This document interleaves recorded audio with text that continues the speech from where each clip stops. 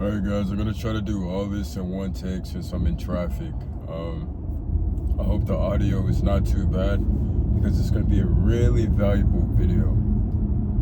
Now, before I took the Nasm CPT test, I did exactly what you're doing. I went on YouTube, I tried to find the quickest way to pass the test. So that's what this video is gonna be about, and it's coming from someone who literally just finished taking the test, okay? And I passed. I want to start by saying that it took me 3 weeks to pass the exam. Just 3 weeks. So I'm going to start right there with my first tip. My first tip is finish the course as fast as possible. Do not be one of those people that purchased the course. You went to Nasm, you paid $900 or however much the course is, right? I don't even care if you're breaking it up monthly. Don't be one of those people that purchased the course and it takes you like 6 months.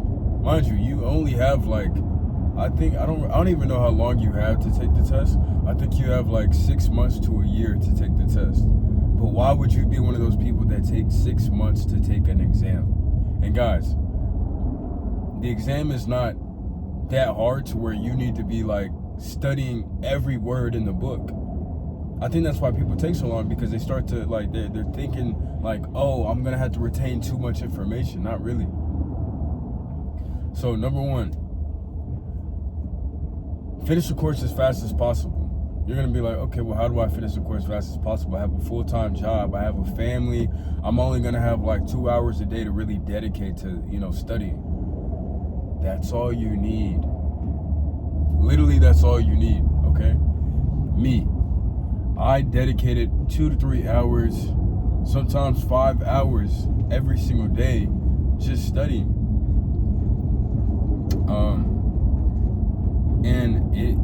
For the first week, I was doing a lot of like note taking. For the first week, I was doing a lot of like with my hands, like old-fashioned note taking. Like I had a journal. I was making notes and like putting stuff down, and I think that did help me like retain a lot of stuff. I'm not gonna lie to you. But it got closer and closer to a deadline. So let me back up a little bit. The reason I had to finish the Nasm CPT test so fast was because I ended up getting a job offer from a gym in Atlanta that I go to, and I really wanted to work for this facility. They ended up giving me a job offer just because I have door-to-door experience. They're like, yo, like, you'd be great for this. Like, do you have the certification? I told them straight up, no, I don't. So, and they're like, well, dude, like, if you can get this thing finished by the end of the month, I mean, the job is yours. I was like, bet. So I had to finish. So, yeah, I mean, I saw this dude say he finished in a week. I didn't really believe that shit, but I was like, what if it's true, though? Like, if he did finish in a week, maybe me doing things written is taking too much time. And that's how I started to feel. I started getting carpal tunnel in my hand because I'm trying to write as fast as possible. So what I ended up doing was, this is another tip for you. This is how you're going to get, remind you, what I'm trying to get through to you is this is how you're going to get through the course as fast as possible. You're going to get through the course as fast as possible by setting up a Quizlet, and all you're going to do is, as you're reading the textbook online, because it's an online course and there's a digital version of the textbook, you're going to highlight things and just put them in Quizlet. Just copy and paste them into Quizlet. And that way you could just go back and study. You're not having to like have a notebook with you every time you do. Like, no. All you need is your laptop or your phone. Just make sure you're copying and pasting, plug it in, whatever concepts you're trying to remember into Quizlet. And then when you get to the section quizzes,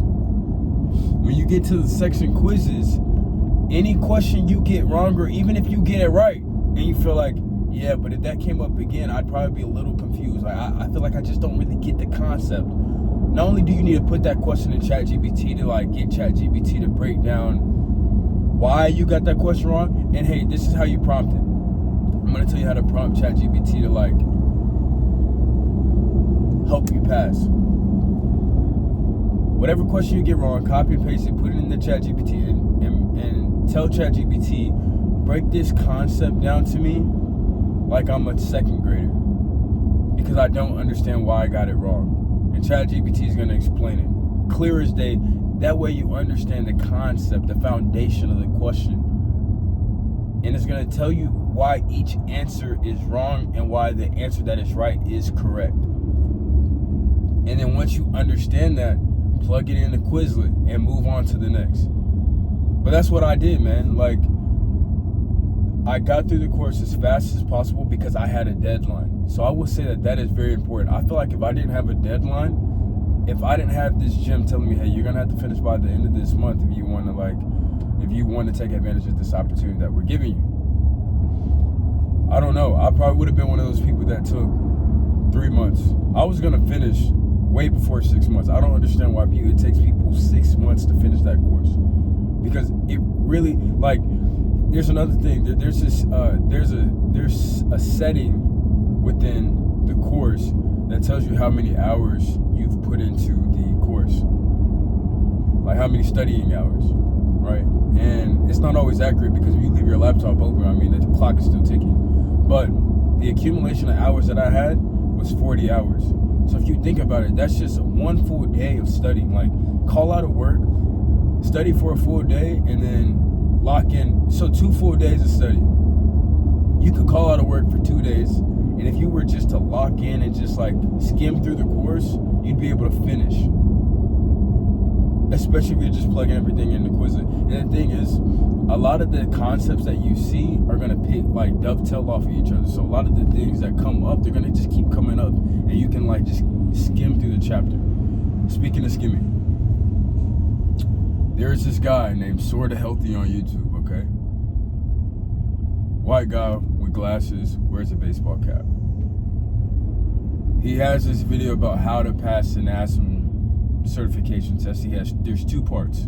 There's a 2-part video, okay? So there's 2 videos. I only watched the first one.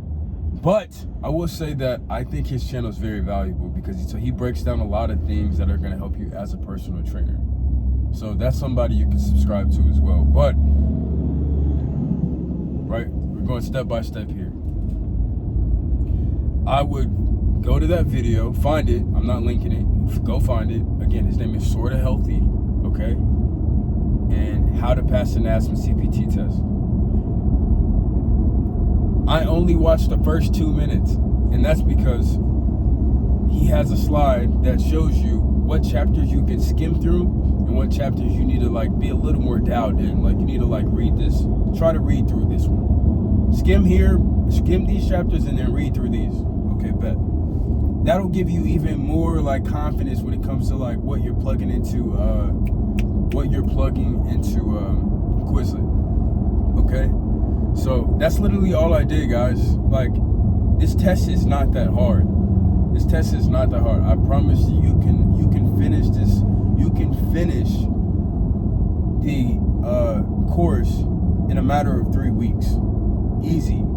I feel like I wasted a lot of time because that first week I was doing everything like I was trying to read every chapter. Instead of skimming, I was reading every chapter. And I realized that not every chapter was that important. And it's gonna break down too as well within the course, like what percent of each section is gonna be a bulk of your test. So, yeah. I'm just gonna sum it up for you guys here before I wrap up this video. If you want to get Nasm certified, like you want to get certified within the next 3 months, obviously purchase the course, get your funds in order. If you want to break it down into payments, I'll allow that, okay? But once you get the course, lock in every day, open your laptop, commit to it. Commit to opening your laptop because, again, I accumulated 40 hours. What that means is if I would have stayed at home for 2 days and did absolutely nothing else but Nasm, I would have finished. That means you need to set yourself a deadline. Set yourself a deadline of 30 days, nothing less. Because the average person finishes the course and gets certified within, I think it's 4 to 6 months. The above average person finishes within like 2 to 3 months. So I'm above the above average, and you can be too if you take my tips and apply them, okay? Take the section quizzes over and over until you consistently are getting a 90 or better. Me, I would take the section quizzes until I got 100, until I felt confident, like, okay, yeah, there's nothing else they could throw at me that's gonna like knock me off, or like, even if I get an answer wrong, I pretty much understand the foundation and the core principles in this section, so I'm gonna just move on to the next one. And again, I was copy and pasting the answers I got wrong into Quizlet. That way, if I needed to, I could just go back and refer to my Quizlet for questions that I got wrong, and it could test my knowledge again, just to kind of refresh me. But that's the whole reason why you need to go in. You need to get through this course as fast as possible and book the date for your test, because that information is going to be top of your mind. Like, oh, I remember seeing that on the quiz. And here's another thing. The practice exam that you take after you're done with the course, like once you've made it through the entire course, like all 23 chapters, the practice exam is 120 questions. Actually, no, the practice exam is only 100 questions, the one that's within the course. And, bro, that one's kind of harder than the actual exam itself. So, again, take all the practice quizzes over and over, copy and paste what you get wrong. I know I'm re-emphasizing a lot, but this is going to get you to pass. And then take the final exam the practice final exam 3 times minimum. If you don't get a 70 or higher on all 3 of those attempts, take it another 3 times until you consistently get an 80 or better. I think I took it 4 times. But the first time I got a 77. The second time I got an 83. The third time I got an 85. And then after that, it was like an 80, a high and higher 80. So I was like, yeah, I'm ready for this shit. I'm ready. Because I saw what I kept getting wrong, and I was like, okay, that. I will also say this. So now that I give you all the tips, I know you're gonna go and you're gonna apply this knowledge. I want to prepare you though for when you actually arrive at your test site, or if you're taking it at home, cool.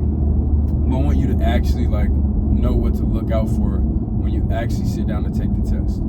I will say that overactive and underactive is going to come up a lot. I saw that question at least 10 times. I'm not kidding.